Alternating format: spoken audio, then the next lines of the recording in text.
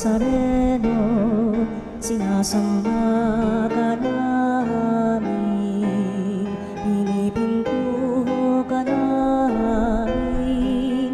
Aral mo ang aming buhay at kaligtasan, Nuestro Padre Jesus Nazareno.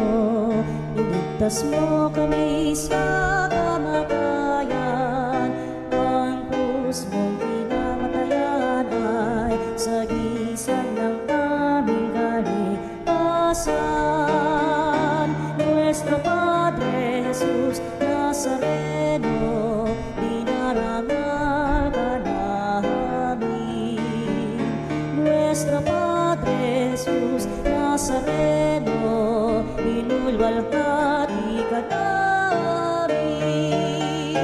Nuestro Padre Jesus Nazareno, inarangal ka namin. Nuestro Padre Jesus Nazareno, inulwalhati ka namin.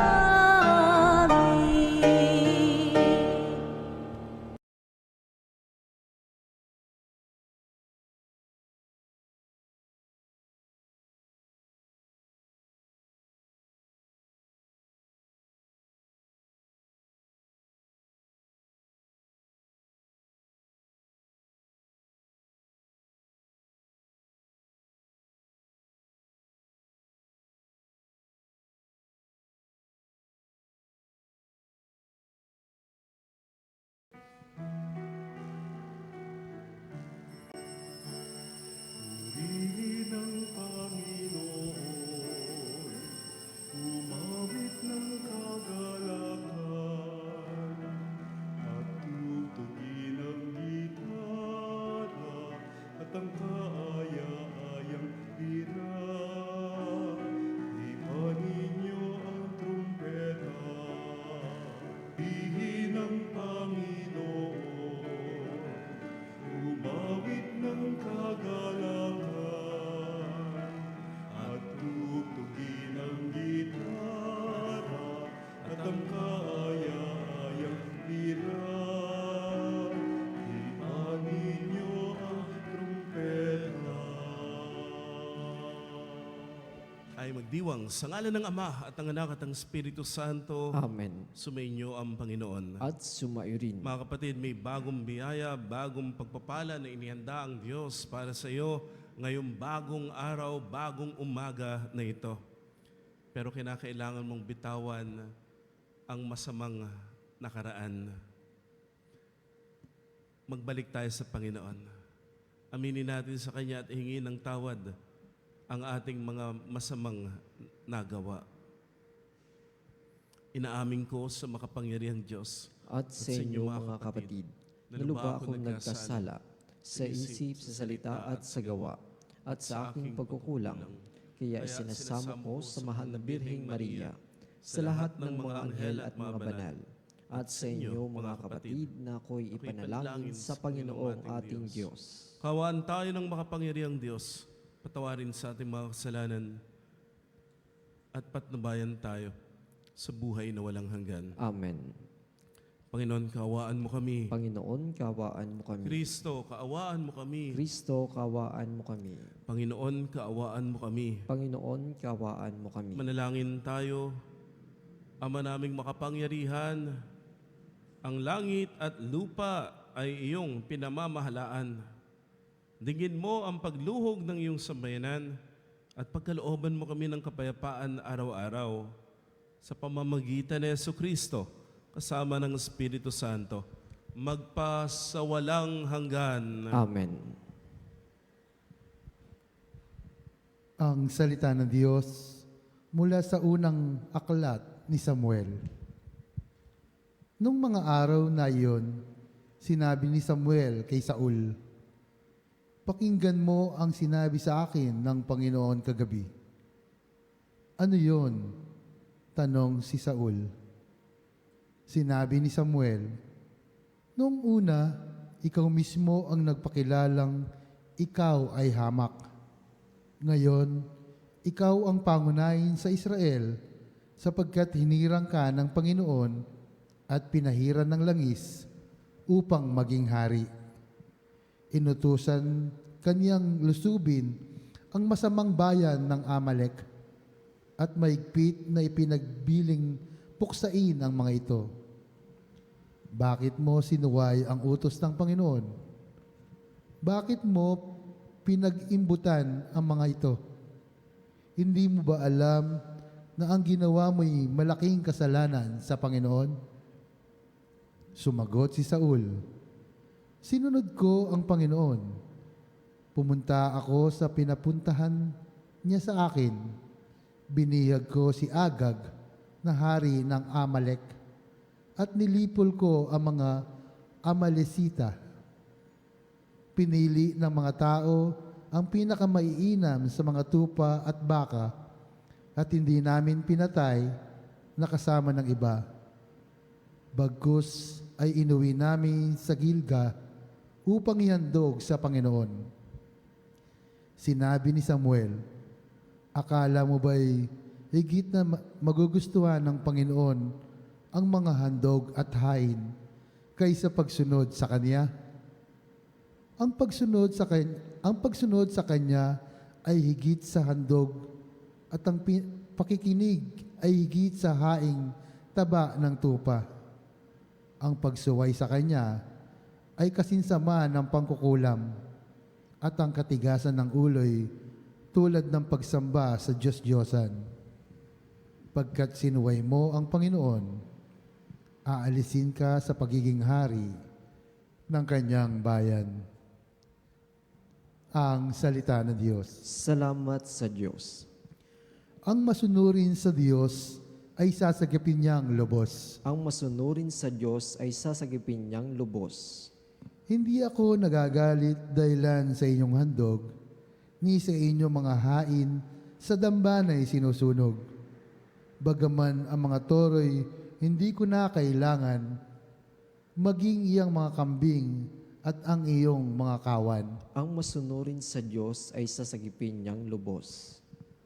Bakit ninyo inuusal iyong aking mga utos? At bakit ang paksa niyo ay sa tipan na natutungod? Pag kayo ay tinutuwid, agad kayong napopuot at ni ayaw tanggapin iyong aking mga utos. Ang masunurin sa Diyos ay sasagipin niyang lubos.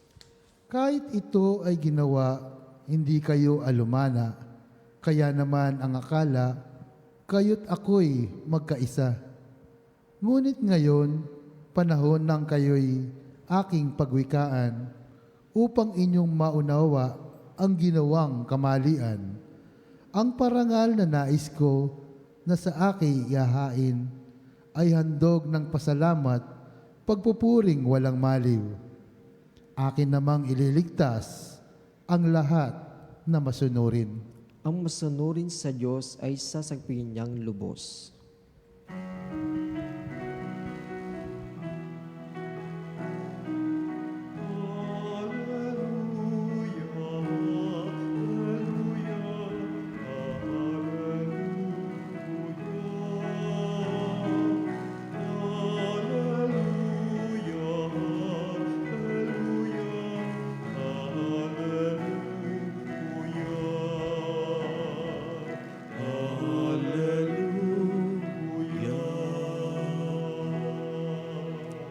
Sumainyo ang Panginoon. At sumayo rin. Ang mabuting balita ng Panginoon ayon kay San Marcos. Papuri sa iyo, Panginoon. Noong panahong iyon, nag-aayuno ang mga alagad ni Juan Bautista at ang mga Pariseo. May lumapit kay Jesus at nagtanong, bakit po nag-aayuno ang mga alagad ni Juan Bautista at ang mga alagad ng mga Pariseo, ngunit ang mga alagad ninyo'y hindi? Sumagot si Jesus, makapag-aayuno ba ang mga panauhin sa kasalan, samantalang kasama nila ang lalaking ikinasal? Hindi. Kapag wala na ang ikinasal, saka pa lamang sila mag-aayuno. Walang nagtatagpi ng bagong kayo sa lumang kasuotan. Pag-urong ng bagong kayo, mababatak ang luma at lalong lalaki ang punit. Wala ring nagsisilid ng bagong alak sa lumang sisidlang balat, sapagkat papuputukin ng alak ang balat, kapwa masisira ang alak at ang sisidlan. Bagong alak, bagong sisidlang balat. Ang mabuting balita ng Panginoon. Pinupuri ka namin, Panginoong Heso Kristo. Lunes, ikalawang linggo sa karaniwang panahon. Magandang umaga, mga kapanali. Good morning po sa inyong lahat. Officially po talagang tapos na yung Christmas season. Nagtapos po ito ng Baptism of the Lord. Pero baka para sa iba ay Pasko pa rin kahapon. Kasi nga Santo Niño, ang prepasyong ginamit po ay para sa panahon ng Kapaskuhan, pagsilang ng Panginoon. Pero ngayon, talagang magsisimula tayo. Pero ginagabayan po tayo ng mga pagbasa. Magsimula ka. Bagong simula. Pero, bagong sisidlang balat, bagong alak. May mga pagkakataon you have to let go of the past in order for you to hold on to a better future. May mga pagkakataon, oo, nagkamali tayo dati, pumalpak tayo dati. And we could never bring back the past. O kaya kung hindi man pumalpak, dati, baka pwede mong sabihin, dati ang galing-galing mo, prime of your life, ang dami mong success, ang dami mong awards, ang dami mong magagandang bagay na nagawa dati. May mga kapalpakan, may mga tagumpay, dati. Pero hindi pwedeng nakahawa ka lagi sa dati. Kasi tapos na yon. Tingnan mo yung future na inihanda ng Diyos para sa iyo. At kung bubuksan mo ang iyong puso ngayon, yes, we could never bring back the past. Pero if we will learn from the past, matututo tayo, lalago tayo, uunlad tayo mula sa marami nating karanasan sa nakaraan. Ang Diyos ang gagawa ng isang mas magandang bukas para sa atin. Bagong alak, bagong sisidlang balat. Walang nagtatagpi din ng bagong tela sa lumang kasuotan. Walang nagsisiksik ng bagong alak sa lumang sisidlang balat. Masisira eh. Napansin po natin ang simbahan ay patuloy na nagbabago. Ang salita ng Diyos ay hindi nagbabago. Yung pa rin po ang mensahe. Pag-ibig ng Diyos. Kaligtasan sa pamamagitan ni Jesus. Yung pa rin po ang message ng salita ng Diyos. Pero may mga nababago. Nababago ang paraan kung paano natin pakikinggan, isa sa buhay ang salita. Yan pa rin. Pero nababago yung paraan ng pakikinig. Nababago yung paraan ng pagsasalita. Yung paraan na talagang mapapakinggan, yung paraan na talagang maisasagawa natin. Nagbabago po kasi ang lahat. Baka yung dati na paraan ay pwedeng-pwede, pero ngayon, hindi na pwede. Ganun talaga. Dati, napansin mo ba, hindi ko alam kung inabutan mo kapanalig, ang pari dati nakatalikod. Inabutan niyo ba yan? Hindi. Nakatalikod po. At tapos ay talagang hindi mo makita ano kaya ginagawa ni Father doon. Tapos ay sa pamamagitan ng Vatican II, humarap na po yung pari. Humarap na yung pari. At talagang nakita natin, ay yung pala ginagawa ng pari. Ganun pala nangyayari sa banal na misa. Dati po ang salita na lang ng pari, puro Latin. Hindi naiintindihan ng mga tao. Kung kahit anong sabihin ng pari, ang sagot ng mga tao, Amen, Amen, Amen. May mga pagkakataon nga, yung isang pari ay nagbiro. Ang sabi ba naman ng pare, ise, creame, por sale. Ang sagot ba naman ng tao ay, Amen. Alam niyo po ba kapanalig yung ise, por sale, creame? Ibig sabihin nun, ice cream for sale. Di ba? Ise, creame, por sale. Nagbibiro lang pala yung pare. Hindi yan. Ngayon po kapanalig, merong vernaculars. Kung salitang ginagamit mo, yun ang gagamitin sa banal na misa. Naiintindihan na po, ang dami pong translate Bible para mas maintindihan ng tao. Dati po ang translation lamang ay English, ngayon may Tagalog na. At meron din pong Bisaya, Ilocano, Kapampangan, para mas maunawaan. Yun po kasi yung purpose para mas maunawaan, maisapuso ang salita ng Diyos. Nagbabago yung paraan. Binago ba yung laman ng Biblia? Hindi. Yung translation, binago. Para mas maunawaan. Pero the message of Jesus is the same. Dati rin po yung music. Ang pwede lamang tugtugin sa misa ay pipe organ. Hanggang ngayon naman po sa mga lumang simbahan, mga pipe organs. Ngayon, sa aming pong parokya, lalo na po ngayon pag ordinary time, lalo na pag Easter, at saka pong drums, merong maracas, merong tamborin, talagang pagpapuri sa Diyos yung inaawit, talagang tuwa yung choir, pinapahayag ang pananampalataya sa pamamagitan ng pag-awit at pagtugtog ng iba't ibang musical instruments. Nababago.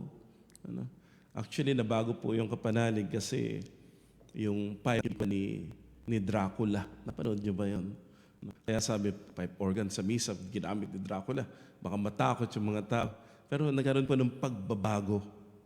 Nabago ba yung Diyos na pinupuri? Hindi. Nabago ba yung Diyos na inaawitan? Hindi. Pero yung pag-awit, yung paraan, yung instrumento na bago, nang naaayon sa panahon. Kapanalig may mga nababago. May mga binabago.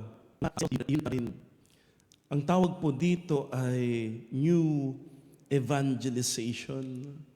Mag-evangelize ka, mangangaral ka ng salita ng Diyos. Gamit yung mga makabagong paraan. Kasi po, baka pwedeng gamitin sa atin yan Pero ngayon, hindi na. Alam mo dati, magulang ang anak, kapalo ka ba ng magulang mo? Ayan. Dati, luluhod pa sa munggo, sa asin. Minsan may sinturon pa pang panakot. Okay naman tayo, di ba? Hindi naman tayo nagrebelde sa mga magulang natin. Mabait naman tayong mga anak. Pero ngayon po, hindi na pwede. Dati naalala ko pa, napalo ng teacher yung kamay ko. May stick yung teacher dati na mamalo ng estudyante. Pero ngayon, bawal na bawal po yun. Matatanggal yung teacher kapag ginawa niya yun. Kasi iba po yung kabataan dati. Iba po tayo. Nagiging modern, may mga bagong siyensya, mga bagong teknolohiya. Kaya nararapat din, nababago yung paraan. Kung yung mga eskwelahan ay nababago yung paraan, tayo din po sa simbahan, nababago ang paraan ng pangangaral natin ng salita ng Diyos. Sa eskwelahan, ang ginagamit na po madalas ay mga video, mga TV, mga PowerPoint presentation. Hindi PowerPoint ang tawag, may mga sila ngayon. Pero yun po yung usually na ginagamit ng mga teachers, yung visual. Hindi lamang po visual aids katulad ng dati, mga pictures lang ginagamit dati. Ngayon talagang pelikula, moving, gumagalaw. Kasi yun yung natatatak sa isip ng mga bata. Ngayon din po, ganun. Sa mga simbahan, may makikita ka. May mga malalaking TV sa mga simbahan. Kaya po, mababait yung mga SOCOM ng mga parokya. Ginagamit po yung modern technology na ito upang yung mga tao ay mas makapag-participate sa misa. Yung mga tugtog andoroon sa TV, yung mga awit andoroon sa TV. At minsan si Father, ginagamit din yung TV para maging visual yung kanyang homily. Kanina po, yung ginamit po yun para ipakita yung iba't ibang klase ng Santo Niño para mas makatulong sa pagpapahayag ng salita ng Diyos. Sayang kasi gamitin ng Ama. Meron kang cellphone, gamitin mo yan to share the Word of God. Hindi magkalat ng chismis at ng toxic. Merong social media, ayan. Gamitin mo yan para maging pulpito ng kabutihan to share God's goodness, hindi para makipag-away. May mga gadgets ka. Naku, gamitin mo yan to learn more about the Word of God. Makinig ng mga reflections. Buksan mo yung Facebook mo, yung YouTube mo. Makinig ka ng misa. Ayan, buksan mo yung Veritas. Pwede ka rin manood, makinig ng mga sermons, mga retreats, mga spiritual talks para matuto ka at lumalim ang iyong pananampalataya. Pwede ka rin mag-rosary gamit yung mga gadgets mo. To join online formation gamit yung mga gadgets po natin. Hindi po natin gagamitin yung mga gadgets natin para i-pollute o kaya punuin yung ating isip ng mga toxic, ng galit o kung anumang masamang bagay. Kung marunong tayo sa bagong paraan, gamitin natin ang mga bagong paraan na galing din naman sa Diyos upang ipakilala si Jesus. New evangelization. Pero kung panalig, mag-ingat ka rin, ha? Kasi may mga babala din mo, ano? Ang bago ay hindi masama, pero kailangan ng bagong puso. Hindi pwedeng gagamit ka ng bago tapos luma pa rin yung puso mo, may galit sa puso mo. Baka magamit mo yung mga makabagong bagay sa masama pa rin. Dapat merong change of heart. Kung meron kang bagong gadget, dapat bago yung ugali mo. Kasi kung lumang ugali pa rin yan, yung gadget magamit mo sa hindi maganda at wala ring mangyari. May mga bagong ways, mga bagong paraan, pero luma pa rin ang pagmamahal mo, hindi rin tatagos ang mensahe. Bagong alak, bagong debate, hindi na pwede ngayon. Gamitin natin yung mga bago na binibigay ni Lord para mas magawa nating hawakan ng mahigpit yung bago na idinudulot ng kasalukuyan at ng hinaharap. Kapanalig, ano ba yung dati na ginagawa mo na hanggang ngayon ay ginagawa mo na nakapagdudulot sa ng masama? Maybe you could let that go. Bagong taon January, unang taon, baka pag-isipan mo ano ba yung mga dapat mong putulin, dapat yung mga sisira, mga hindi nakabubuti, yung mga dati. Maybe you could let that go. Dahil po, inggit, pwede mong i-let go yan. Hindi mo kaya mag-isa, pero pwede kang magpatulong kay Lord. Just like yung letter sender natin. Ano po, bibigyan natin yung payo. Pero yung mga dapat i-let go. Letting go does not mean forgetting. Letting go means hindi ka na nakokontrol ng masakit na nangyari sa iyo nung nakaraan. Kumbaga nakaka-move on forward ka, nakikita mo yung mas magandang bukas na ipinagkakaloob sa iyo ng Diyos. Ano yung mga luma na dapat mo nang tanggalin? At ano naman yung mga bago na pwede mong subukan, na baka kaya mo? Kung masama ka, panalig, huwag mo nang subukan. Pero kung mabuti naman, at hindi naman yung nakikiuso ka lamang, try mo. Baka pwede sa'yo. Yung mga bago na mabuti, na ipinakikilala ni Lord, na naririnig mo, nababasa mo, baka pwede mong subukan. Ngayon po ay merong mga nagre-recruit sa parokya para maging altar server, maging ministry of greeters, choir, at saka mga mananayaw ng parokya, mga kabataan po ito. Baka pwede mong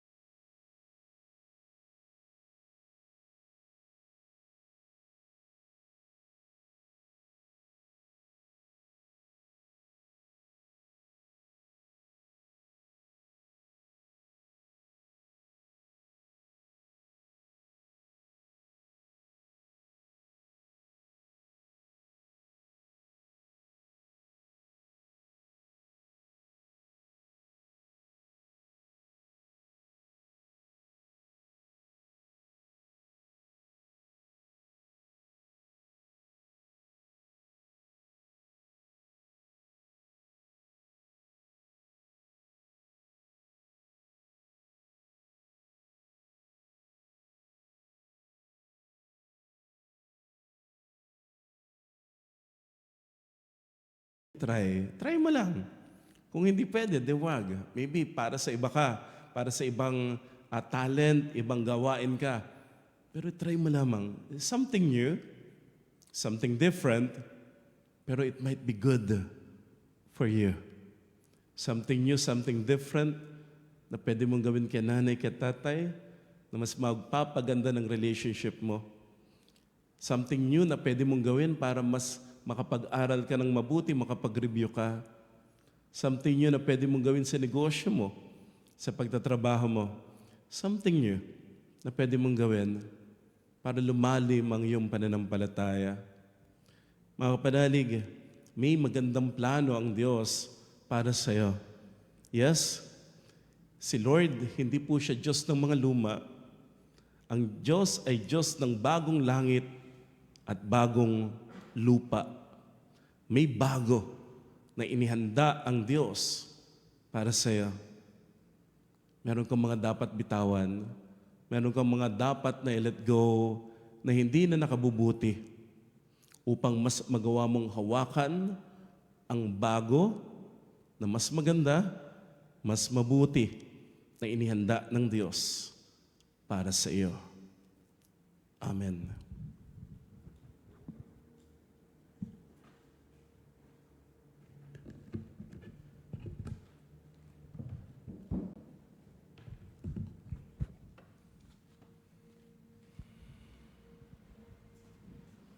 Manalangin tayo sa Diyos Ama upang mailapit niya tayo sa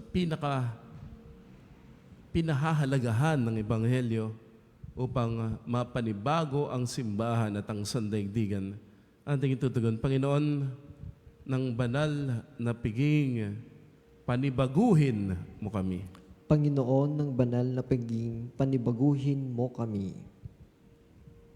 Ang simbahan, ang bayan ng Diyos, at ang mga pinunong lingkod nito, naway sundin ang udyok ng Espiritu Santo na ipahayag sa mga tao sa ngayon ang laging napapanahong mensahe ng Ebanghelyo. Manalangin tayo sa Panginoon. Panginoon ng banal na piging, panibaguhin mo kami. Sa mga pinagkalooban ng tungkulin pangangasiwa, paggawa ng batas, at panghuhukom sa lipunan, naway lagi nilang ilagay ang pangkalahatang kabutihan ng tao higit pa sa ipinatutupad ng batas. Manalangin tayo sa Panginoon. Panginoon ng banal na piging, panibaguhin mo kami. Tayong lahat naway maging bukas ang mga puso sa mapagligtas na kapangyarihan ng Diyos kay Kristo, sapagkat higit na mahalaga ito sa alinmang sinaunang reliyosong kaugalian. Manalangin tayo sa Panginoon. Panginoon ng banal na piging, panibaguhin mo kami. Tayong lahat naway maging mga daan ng mapagmahal na pag-aaruga ng Panginoon sa mga may karamdaman sa pamamagitan ng ating pagbibigay ng kalinga at malasakit. Manalangin tayo sa Panginoon. Panginoon ng banal na piging, panibaguhin mo kami. Ang mga pumanaw naway makatagpo ng walang hanggang kapayapaan sa piling ng Panginoong muling nabuhay. Manalangin tayo sa Panginoon. Panginoon ng banal na piging, panibaguhin mo kami. Sa ilang sandali ng katahimikan, ipanalangin natin ang kagalingan at natatanging kahilingan ng ating mga Eucharistic advocates. Manalangin tayo sa Panginoon. Panginoon ng banal na piging, panibaguhin mo kami. Ama naming nasa langit, pakinggan mo ang aming mga panalangin at turuan mo kaming mamuhay bilang bagong sambayanang pinalaya sa pamagitan ng pag-ibig ni Jesucristo na aming Panginoon. Amen. Ang himig mo, ang awit ko, lahat ng ito'y nagmula sa iyo. Muling ihahandog sa'yo, buong puso kong inaalay sa'yo.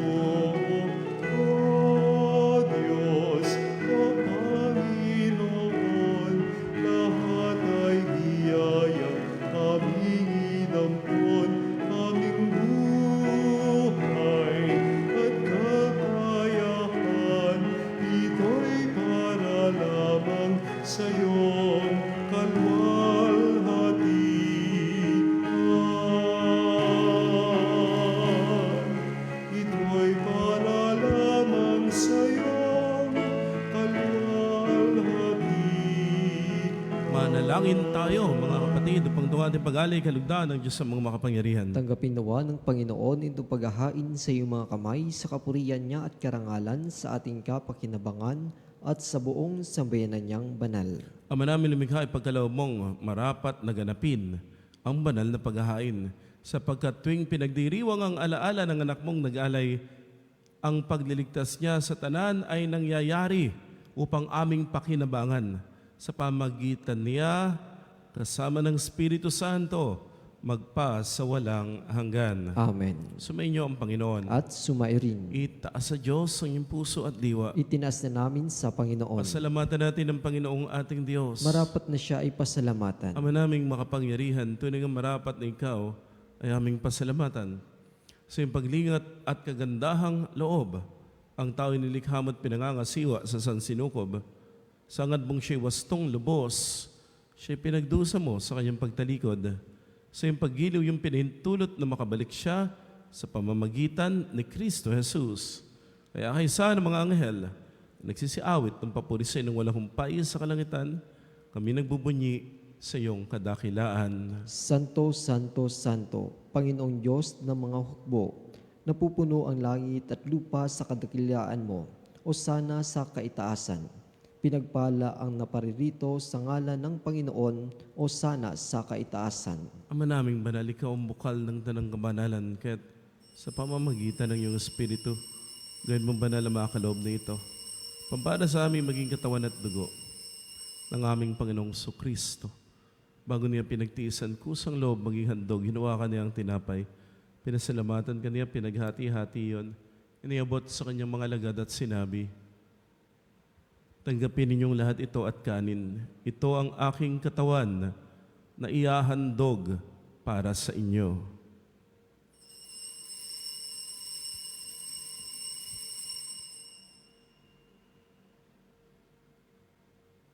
Gayun din naman nung matapos ang hapunan, hinawakan niya ang kalis, muli kanyang pinasalamatan.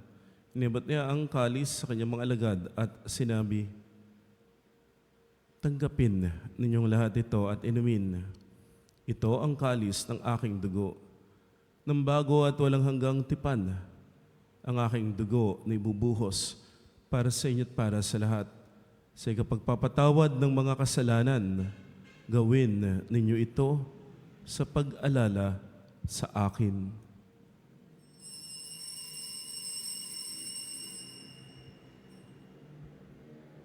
Ang misteryo ng pananampalataya.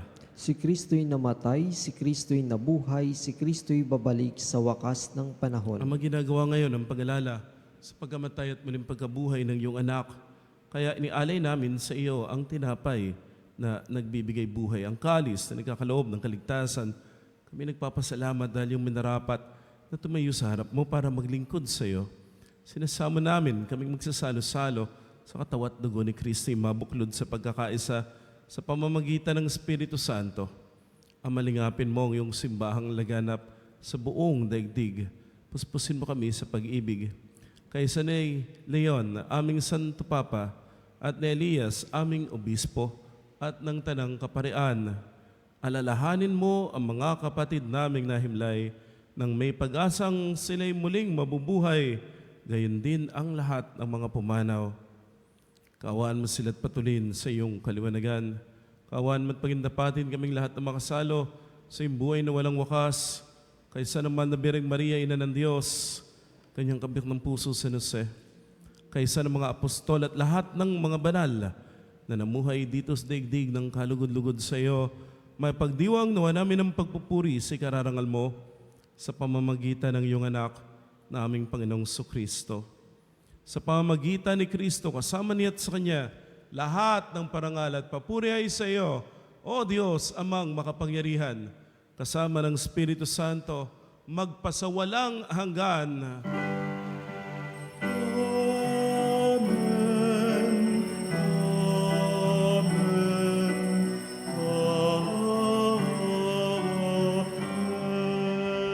Sa tagubilin ng Panginoong Jesus, tumawag tayo sa Amang nasa langit. Ama namin, sumasalangit ka, sambahin sa amin ang kaharian mo. Sundin ang loob mo dito sa lupa para nang sa langit. Bigyan mo kami ng aming kakanin sa araw-araw at patawarin mo kami sa aming mga sala para ng pagpapatawad namin sa nagkakasala sa amin. At huwag mo kami ipahintulot sa tukso at iadya mo kami sa lahat ng masama. Niling namin kami adya sa lahat ng masama, pagkalooban ng kapayapaan araw-araw, iligtas sa kasalanan, at inayo sa lahat ng kapahamakan, samantalang aming pinananabikan ng dakilang araw ng pagpapahayag ng tagapagligtas naming si Jesucristo. Sapagkat iyo ang kaharian, kapangyarihan at ang kapurihan magpakilanman. Amen. Panginoong Jesucristo, sinabi mo sa iyong mga apostol, kapayapaan ang iniiwan ko sa inyo, ang aking kapayapaan ang binibigay ko sa inyo. Tungayan mo ang aming pananampalataya at huwag ang aming pagkakasala. Pagkalooban kami ng kapayapaan at pagkakaisa ayon sa iyong kalooban, kasama ng Espiritu Santo magpasawalang hanggan. Amen. Ang kapayapaan ng Panginoon ay laging sumainyo. At sumairin. Magbigayan ng kapayapaan. Kapayapaan po sa bawat isa. Kordero ng Diyos na nag-aalis ng mga kasalanan ng sanlibutan, maawa ka sa amin. Kordero ng Diyos na nag-aalis ng mga kasalanan ng sanlibutan, maawa ka sa amin. Kordero ng Diyos na nag-aalis ng mga kasalanan ng sanlibutan, ipagkaloob mo sa amin ang kapayapaan.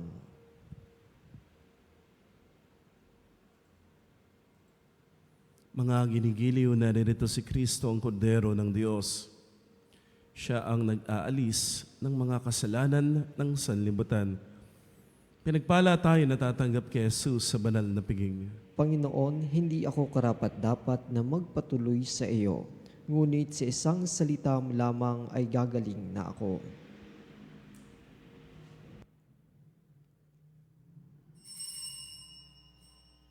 Mga kapanalig, ating dasalin ang komunyong espiritual.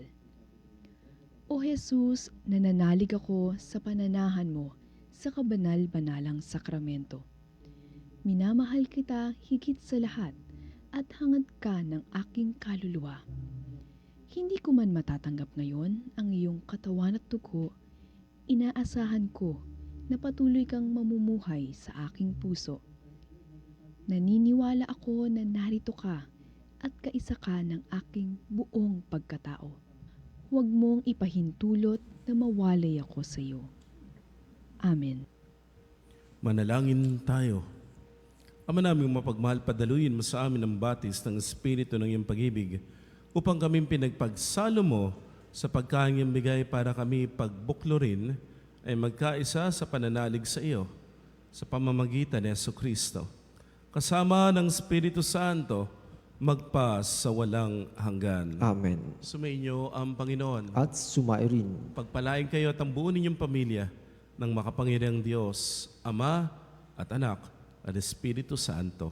Amen. Humayo kong taglay ang pag-ibig at kapayapaan ni Kristo. Salamat sa Diyos.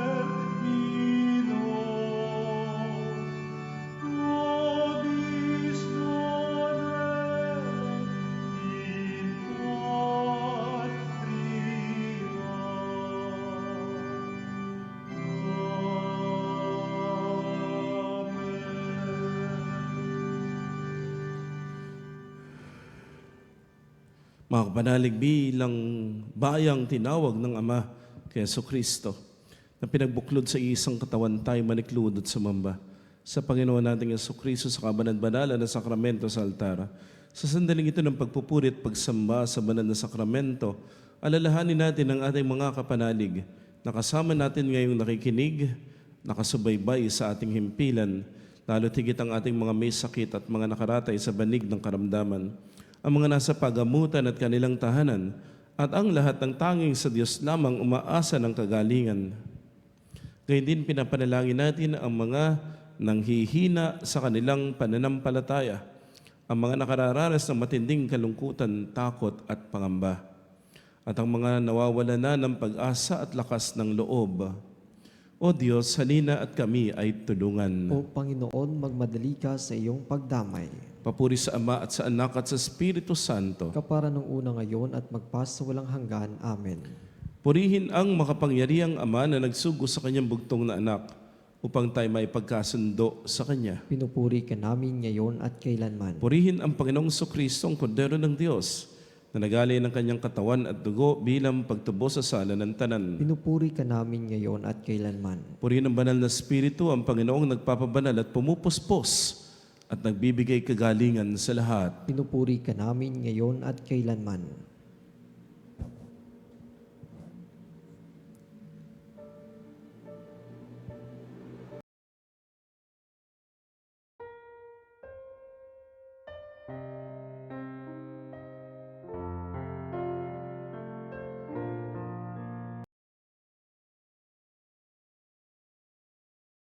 Loob ang iyong mga lingkod na may sakit at karamdaman. Ang mga nababalisa at nawawala ng pag-asa, ang mga natatakot at nalulumbay, ang mga may matinding problema at pinagdaraan ng hirap sa buhay, ang mga nasa bingit ng kamatayan. Pagalingin at aliwin mo po sila sa kanilang mga karamdaman at ibalik sa kalusugan at kapanatagan ng loob upang mabatid nila ang iyong kabutihan at sila'y magpasalamat sa iyong banal na pangalan. Hinihiling namin ito sa pamamagitan ni Jesucristo na aming Panginoon. Amen.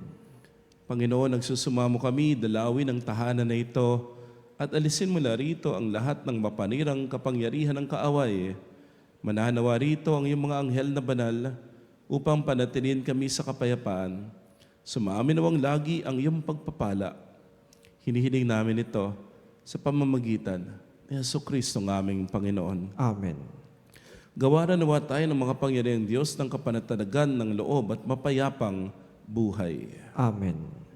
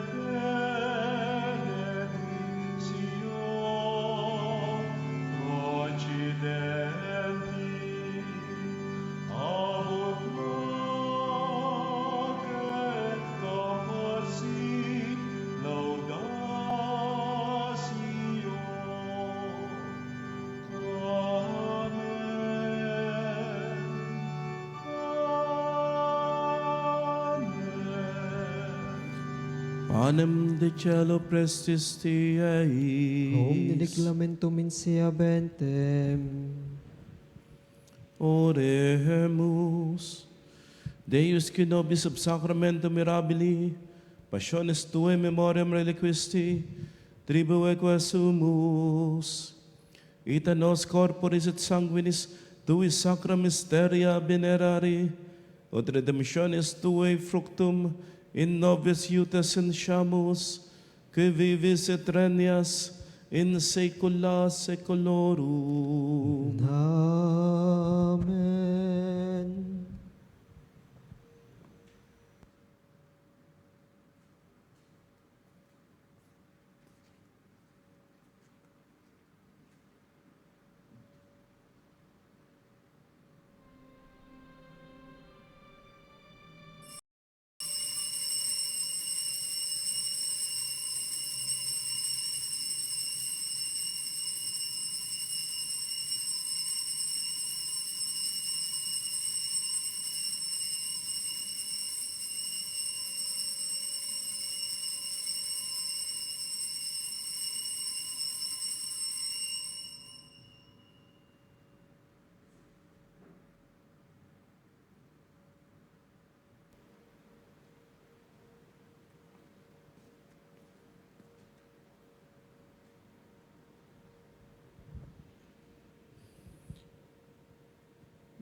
Purihin ang Diyos. Purihin ang Diyos. Purihin ang kanyang banal na pangalan. Purihin ang kanyang banal na pangalan. Purihin si Jesucristo, Diyos na totoo at tao namang totoo. Purihin si Jesucristo, Diyos na totoo at tao namang totoo. Purihin ang ngalan ni Jesus. Purihin ang ngalan ni Jesus. Purihin ang kanyang kabanal-banalang puso. Purihin ang kanyang kabanal-banalang puso. Purihin ang kanyang kamal-mahalang dugo. Purihin ang kanyang kamahal-mahalang dugo. Purihin si Jesucristo sa banal na sakramento sa altar. Purihin si Jesucristo sa banal na sakramento sa altar.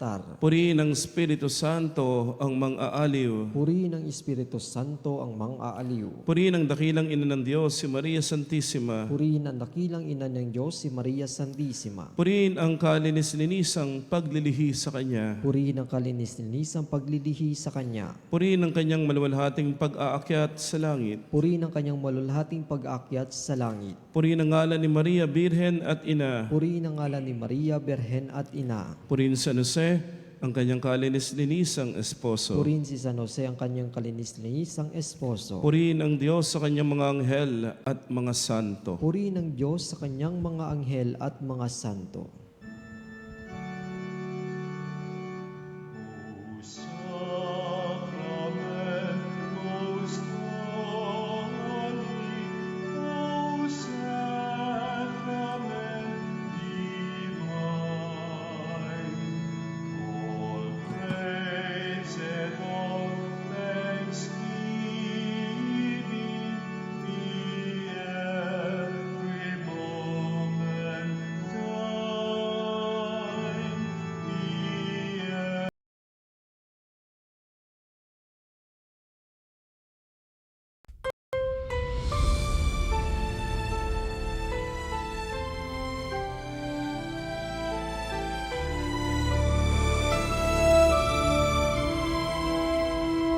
Nuestro Padre Jesús Nazareno, sinasamba